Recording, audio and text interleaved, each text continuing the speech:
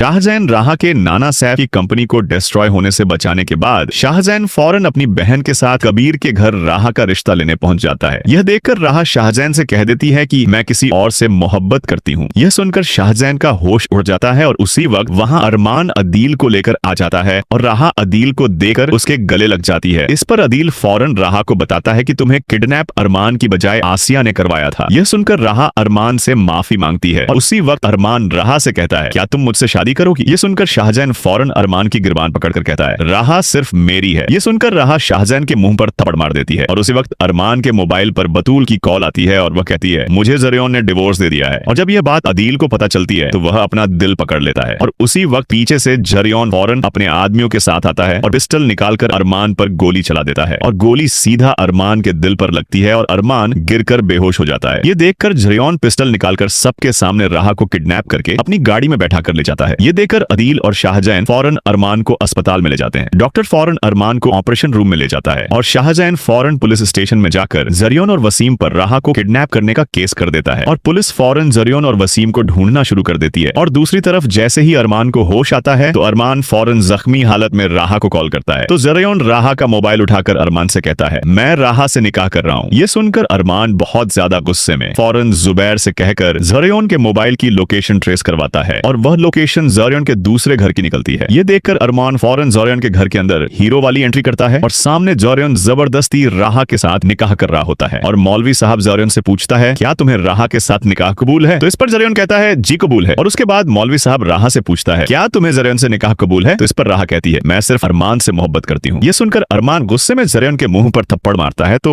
जरियौन इस पर अपना पिस्टल निकालकर राहा के सर पर रख देता है। ये देखकर अरमान डर जाता है और उसी वक्त वहाँ पीछे से मारिया पुलिस को लेकर आ जाती है और जरियौन पुलिस को देखकर मारिया से माफी मांगता है और राहा फौरन अरमान के गले लग जाती है। और उसी वक्त वहाँ पीछे से अदील इन्वेस्टर्स को वहाँ लेकर आ जाता है और वह इन्वेस्टर्स जरियौन और वसीम को बहुत ज्यादा मारते हैं जिस पर जरियौन इन्वेस्टर्स को उनका सारा पैसा वापस कर देता है। और उसके बाद अरमान और अदील फौरन जरियौन को बैंक में ले जाते हैं और अरमान अपनी पावर से जरियौन के अकाउंट से सारा पैसा निकलवा कर बैंक का लोन वापस कर देता है जिसकी वजह से अदील को उसका घर वापस मिल जाता है। और अदील और बतूल अरमान का बहुत ज्यादा शुक्रिया अदा करते हैं और उसी वक्त अरमान को राहा की कॉल आती है कि कबीर का आखिरी वक्त चल रहा है। यह सुनकर अरमान फौरन राहा के घर पहुंच जाता है और कबीर अरमान से कहता है मेरी आंखों के सामने तुम राहा से निकाह कर लो। यह सुनते ही उसी वक्त अरमान मौलवी साहब को बुलाकर राहा के साथ निकाह कर लेता है और जब यह शाहजैन को पता चलता है तो शाहजैन अलीना से निकाह कर लेता है। और दोस्तों अगर आप राहा और अरमान का बच्चा देखना चाहते हो तो हमारे चैनल को लाइक सब्सक्राइब करो और ये हमारी प्रेडिक्शन है।